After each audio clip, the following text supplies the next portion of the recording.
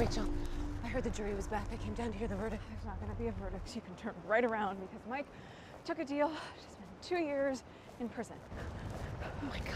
And they're in there right now signing off on it. And I don't know what to do. Okay, I'll tell you what you need to do. You need to go back inside and you need to be there for him. I'm not going to go back inside and be there for him. Why not? Because he told me that he wasn't going to do this. He told me that it was on the table. And I begged him not to take it. And he promised me that he wouldn't. Rachel, last night Harvey came to me wanting to do the same thing, and I begged him to have faith in that jury. And Harvey kept his word. But he might not have. And I told myself that if he changed his mind, I would have to forgive him. Then Donna, you're a better woman than I am. Because Mike is my heart. And right now I feel like someone is ripping my heart out of my chest, and that someone's him. Hi, Meghan. I promise this Donna won't tear your heart out. Thank you. Hey, everybody. Hi. Thanks for coming. So Meghan stars in Suits, which had a very, for her at least, unfortunate season finale, in which her love went to the big house. That's right. Would you care to elaborate on that? You know what's so hard is that I don't know how many people are watching this. I know it's live streaming, right? And ooh, social media will kill you for spoilers. But I mean, if it's already aired, you I can't know.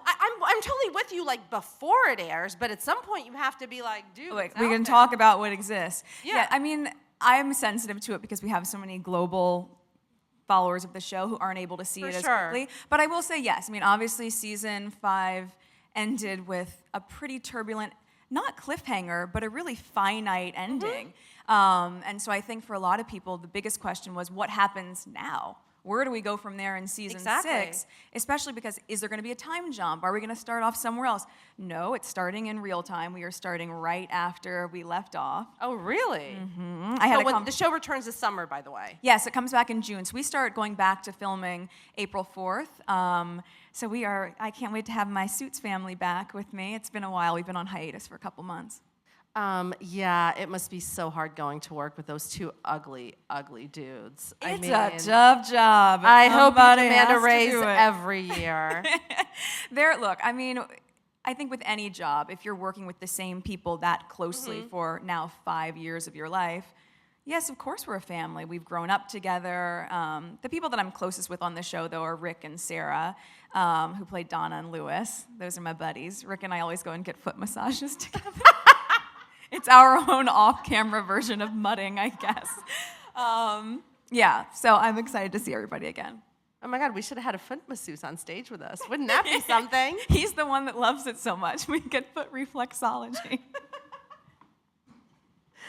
Do you think that they will ever, that you and Rachel and Mike, will they ever get married? I hope so for them. I think the fans are owed that moment. You know, I mean, we watched them play this game of cat and mouse for so long and so many seasons, and sort of finally see their relationship come to fruition in that way. Look, it would be worth it. That wasn't the original ending, though, what we ended with at season 5. In the scripted version, they got married. Really? And then when that script came out, the first draft of it, myself and Gabriel both had a very guttural response to it. And Aaron Korsh, our creator, was on his flight from LA. And I called him and left him a voicemail saying, I know we're shooting this in 4 days, but like, I don't think this makes sense. Why would they get married like this? Before he goes to prison. And so he changed it. Well, it was actually interesting. I read a Q&A with him, with the creator, and with Aaron, and he said that initially, I think Mike was supposed to go to prison in season 1, at the end of season 1. Well, you know more than I do. I didn't know that. So I was like, oh, that's interesting. Like, Yeah. that would have, like, the show would have, you know, Been completely different. different, Yeah, right? I mean, Aaron is so talented, and he's also so hands-on, and to be able to be on a show this far into it, where he is that committed to making sure it really has an air of authenticity, he'll be one of the first people to say it. He can create that world for us, but we've each individually been living our characters, so we're going to see it through a different scope, and he's always open to hearing our point of view on that. And he even said himself, he couldn't decide if he wanted Mike and Rachel to be married or not at that point. So he had been waffling and then ended up changing it. I'm really happy that he did. And you just said that you want them to get married for the fans. How do you envision it? Do you want him to somehow I guess, can you plea bargain your way out? I don't know how that really works. You're the lawyer. Oh no, Rachel's not a lawyer yet. I'm like, she has no idea, nor do I. No, I don't know. I mean, I don't know how it's going to play out because, of course, with Mike in prison now, Rachel's world opens up in a very different way. I mean, one of the first things I said to Aaron was, oh no, does this mean Logan Sanders is coming back? Because the fans got so mean when that happened. I mean, people didn't want to see Rachel misstep. She has been a moral compass so much on the show, so that was a really big problem for a lot of fans, and I understand that, but with that said, she's human, and I think if Mike is away at prison, we want to trust that their love can endure that, but she's going to have a lot of other catalysts in her life now that might rock the boat. And do you have any idea of what's coming up, or not until the first table read? I have a sense of what's happening in the first episode, which I cannot tell you any of. I'm so sorry. I always try to get people a little to bit. spill a little, and they, everyone's been so well trained at this point. We are well trained, but I think what's good about that is if you get everyone to spill just a little bit, you can connect all the dots, and then you'll have the whole story. Unless so it's worth it. Spilling the fake story, in which right? case... True. We're not that deceptive. No, we're not that good. So I do know what's happening in that first episode, and it's really going to introduce that world of Mike's new life in prison, what happens with the firm, and then, of course, how they're going to get out of this. And what of yourself do you see in Rachel? Are there any qualities of yourself that you've infused into her? Well, I mean, she's a foodie now because they knew that was very important to me, and but no, in terms of actual characteristics, we're both incredibly ambitious. And I do appreciate that we're both very strong-willed and trying to, as most women are, finding the balance between career and life, relationship, all of that. So I appreciate how Rachel handles that, and I see a commonality with us there. I don't cry as much as Rachel does. I don't think anyone does. Oh, gosh. How do you cry? I mean, do you have, I'm so dehydrated by the end of the season. I was like, I can't anymore. Because you're an excellent, excellent crier. Thank you very much. It's a couple things. I mean, sure, because you have to understand, we're not just doing it for that one moment that you see on screen. Yeah, there's how many takes? My coverage, your coverage if we're doing this shot, the master. So those, breaking up the wine glass or the screaming and crying, you gotta imagine we do that 20 times, right? And I still want to give the same level of performance for my castmate as I would on my own coverage. So even if you only see the back of my head, I'm still pouring tears for them. I don't know how I do it anymore. Sometimes if you just stare really hard for a long time, tears will come. But no, it's more than that. It's just being in it. I mean, the stakes are so high, who wouldn't be crying? And it's finding different layers of it, which is the biggest challenge for me. And let's go back to the foodie aspect here. Sure. Because this lady has this amazing food blog, The Tig, and I just told her that I'm going to make her chicken recipe. Oh, yeah, the crispy chicken stew. The crispy chicken with lemons. So how did you kind of develop that side of yourself, the foodie side? Yeah, I mean, the Tig it has a lot of elements to it. There's fashion, travel, of course, There's food. interviews with yeah, people. Tig Talks that I do with a lot of celebrities or influencers. And then, the beauty section, which is important to me because I've tried to redefine it and write a lot more think pieces and things that really speak to inner beauty. So I started it, it'll be 2 years in May, and I still... yeah, it's still my baby. I wanted a place where I could share these great experiences I'm able to have and make it inspirational for people, but also a reminder that it's all attainable, I didn't grow up with this kind of lifestyle or being interviewed or having fancy things. That is all very new. And so to be able to show, you want that, you could totally have that, and you are enough and you're worth it. And it's also been a great way for me to connect with people, like Emily, who's right here. I only know her through Twitter, and I knew she was coming because I saw it on social media. Stop it, really? Yes, and she's going on a trip soon to Costa Rica to do some aid work because she said that my UN stuff inspired her. I wrote you a letter. I brought it. Okay, that is amazing.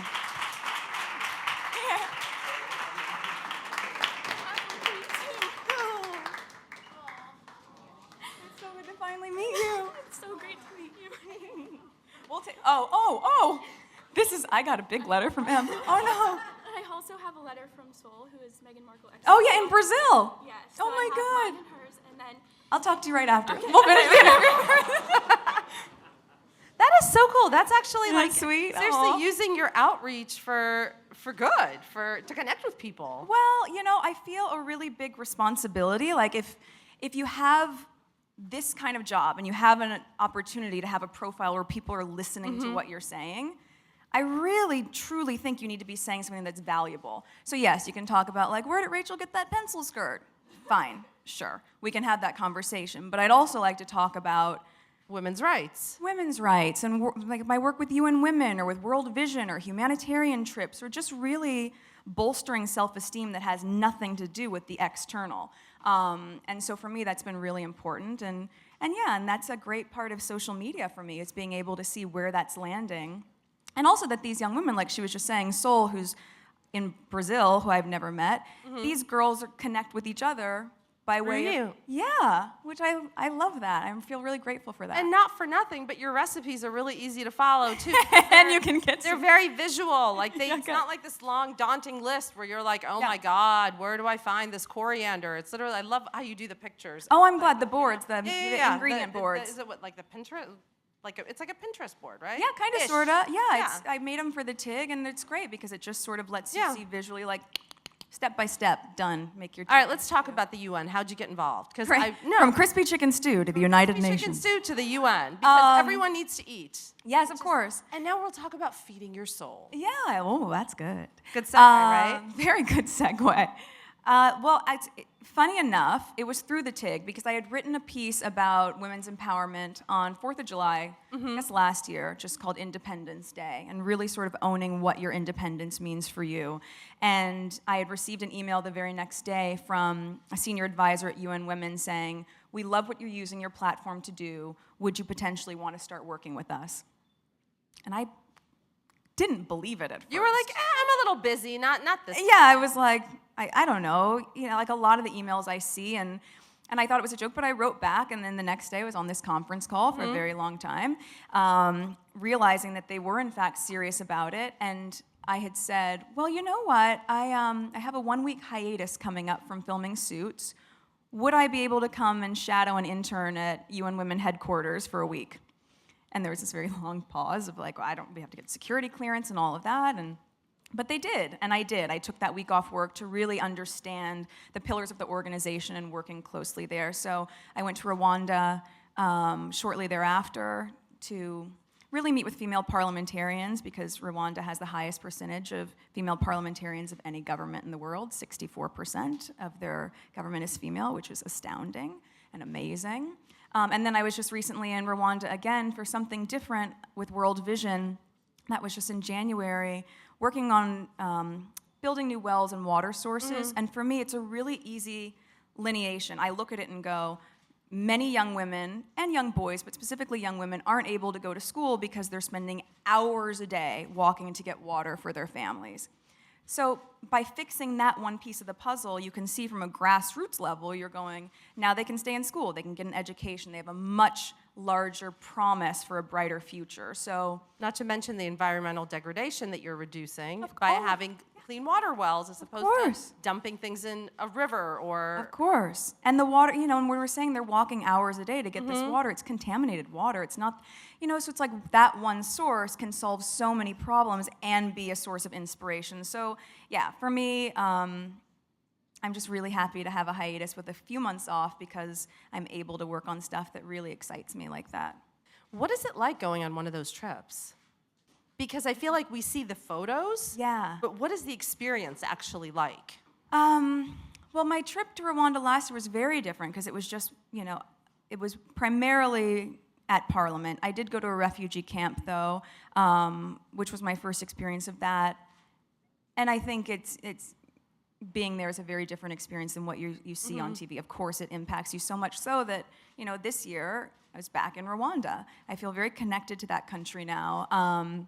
But being in these different villages, I think, the biggest takeaway for me, especially in my industry, is the contrast of the things that it just puts a different level of perspective on the things we take for granted and the things that we complain about, right? We're all going to have our days, and it's all relative, but I think there's something so anchoring about being able to have a hands-on experience in any kind of aid work or volunteer work you can do. It doesn't matter what you're doing. I think just any opportunity to help people that have less than you will change how you move in the world without question. I think everyone should do it. I'm glad Emily is.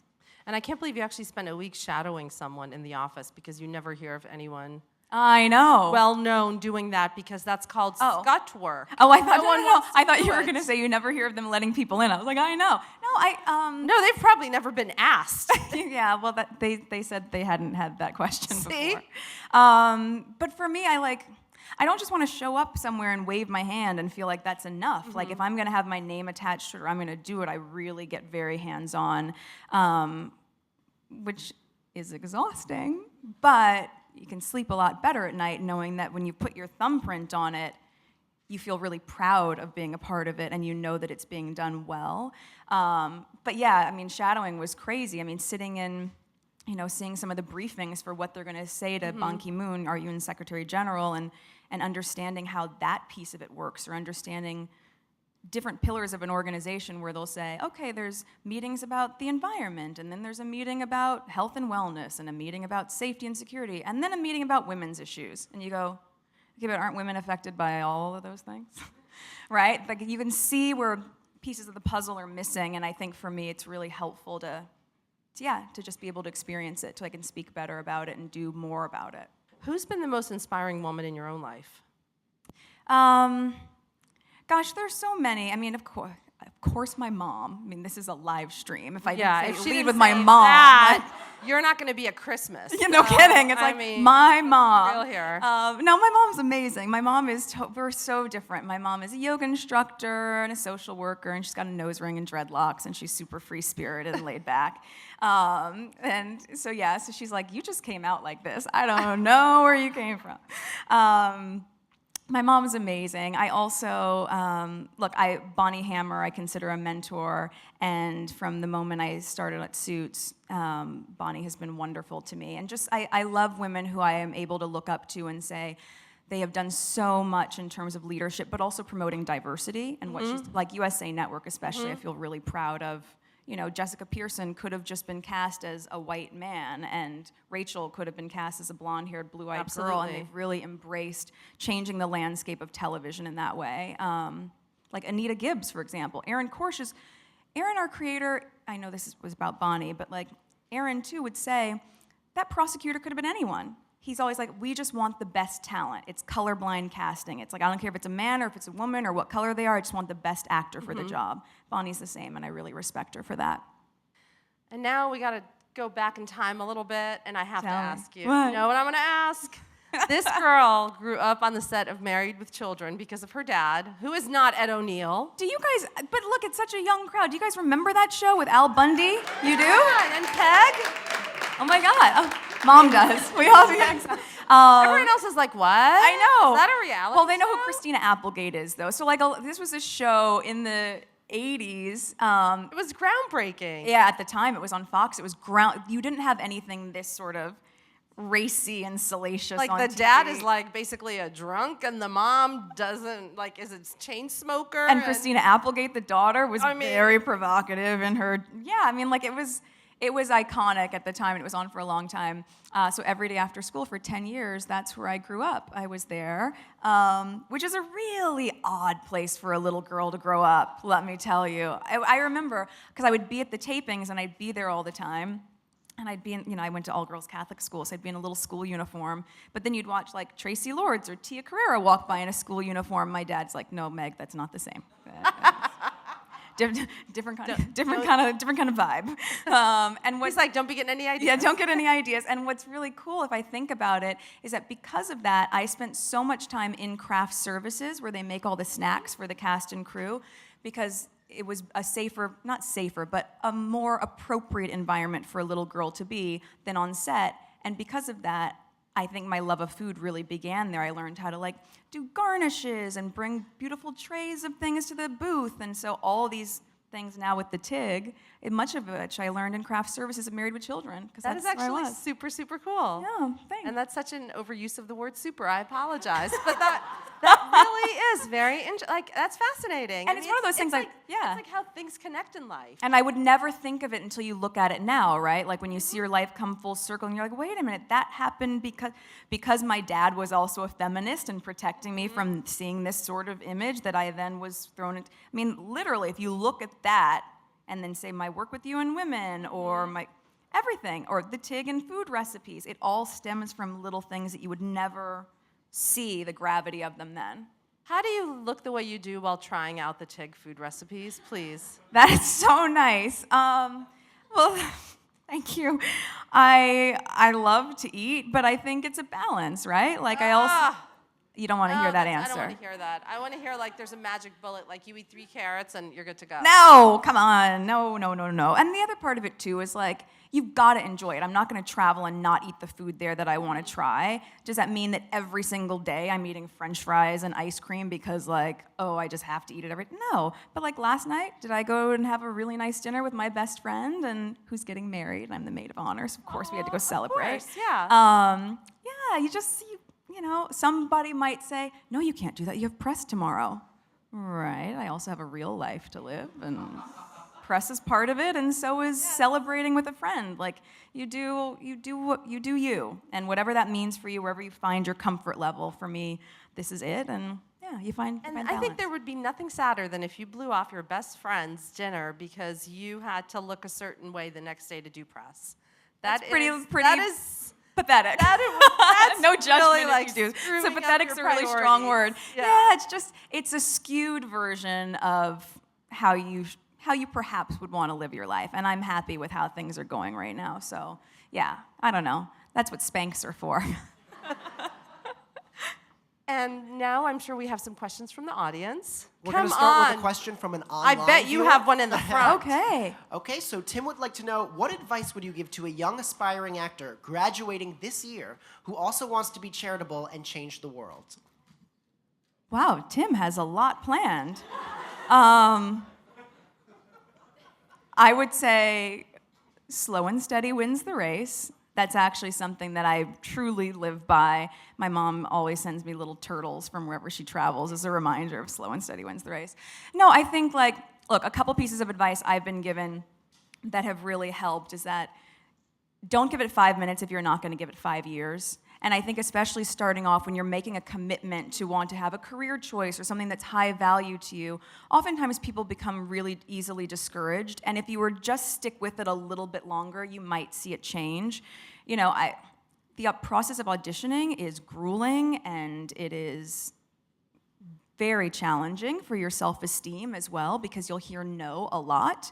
But if you stick with it and you're doing it for a certain reason, then you will end up hearing yes, as I did with Suits or projects before this as well. I mean, it's not the easiest, but I think what's great is that Tim's interested in then also doing aid work or giving back, because it'll help him have a balance in his life that makes it'll help to affirm for him, bless you, that Bless you, also. Now back to Tim. No, but I think by finding that balance, like I was saying earlier, it's going to help keep him grounded and not make that audition the end-all, be-all. If he doesn't get it, it's okay, because he'll have perspective that bigger things are happening in the world. Exactly. Hi, Megan. How are you? Hi, I'm good. What's your name? Erica. Hey, Erica. I wanted to ask you, I know this is really random, but I can't wait to hear what this is. I read that you used to be a freelance calligrapher. I did. And I wanted to know if you still practice your calligraphy, and if you do, what's some of your favorite fonts? That's a great question. So when I was an auditioning actress, to pay the bills, I did so much calligraphy because I could do it in my free time, and it's actually quite lucrative. But I just had always had nice penmanship, and I'd done, celebrity correspondence for Dolce & Gabbana or Four Seasons. I did Paula Patton and Robin Thicke's wedding. I did all these things that Yeah, it was crazy. I always say that if there's still a business card floating around there somewhere, I would just love to get a call from someone being like, will you do my son's bar mitzvah invitations? And you had to do each one individually? Yeah, of course. It's Oh your my hand. God. Yeah, it's your hand.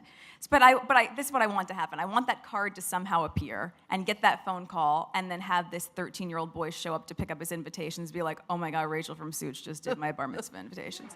I cannot believe that it never occurred to me. I wouldn't charge them, by the way. That you did everyone individually. Like I somehow thought you would just like letterpress it or something. No, it's your handwriting. That's why people, so what's so funny too, and I don't think I've ever told this, you don't want to get your natural hand oils on the paper, so I would wear a white tube sock on my hand and sit there and do all the place cards and envelope Girl, addressing. you got mad skills. Oh no, I'm just resourceful. Calligraphy while wearing a tube sock? Resourceful. I mean, mad skills. Hey, Megan, thanks Hey. for coming today. Yeah, I'm a huge Suits fan. Thank I you. graduated from law school in June, and it was always such an inspiration. Congrats. What's your Thank name? you, Courtney. Congrats, Courtney. Thanks. I was wondering, whenever you're on with your dad or with Jessica, I feel nervous. Like when you rewrote her speech, I crawled under my bed. Do they make you nervous, or is that just good acting? Oh, you mean with Gina and Wendell? Yes, well, okay. Gina is fierce. She is so perfectly cast as Jessica Pearson. And I will say that first scene, there were a couple that I get unnerved with. Wendell, I don't know why. He's just so cuddly and warm and easy, and they're both such fine actors. But there is a quality about Gina that is so regal that I remember there's one scene that I have with her. I think I was renegotiating something, and she just like walked toward me, and she had this posturing, and I was so I forgot my lines in the scene because I was so unnerved by it, and like even in the actual episode when I watched the scene, my ankles twitching, like not when I'm seated, like I'm standing there and my ankles sort of bending, like as a little girl when you get nervous, I'm like, hi. Now meanwhile in real life, no, like go to her house and she cooks like picadillo and we sit and drink wine and hang out and she's awesome. But there's something about like when she's in character, it's just whoosh and It's tough. oh my Or she God, plays it's great. Yeah, she's amazing. It's a great We have question. time for one more question, please. Hello, Megan. How are you? Hi, I'm good. How are you? Good, thank you. Great fan of your work. Thank you. Could What's you your hold name? Could you hold up the mic? Arnie, My can you name hold? is Artie. Hi, Arnie. I wanted to ask, who's a better boss, Jessica or Harvey, and who do you hate more? Who is a better boss, Jessica or Harvey? Okay, so I'll answer that as Rachel. I think Rachel would probably say that Jessica is a mentor and a role model, and Harvey's probably a tougher boss for her because she's playing both sides of like being on Mike's side and then also having to be Harvey's associate. So I imagine Rachel would choose Jessica in that regard. And I don't think she does hate either of them. They're both pretty awesome on and off camera. Yeah, Harvey was here. I mean, Gabriel was here. Isn't he and the He's best? the best. Oh, he's so lovely. Hard on the eyes, but otherwise really cool. Yeah, right. I know you can't win them all. Well, thank you so much. Suits is back in June. Thank you. And please check out Megan's blog, thetig.com. Thank you. Thanks, everybody.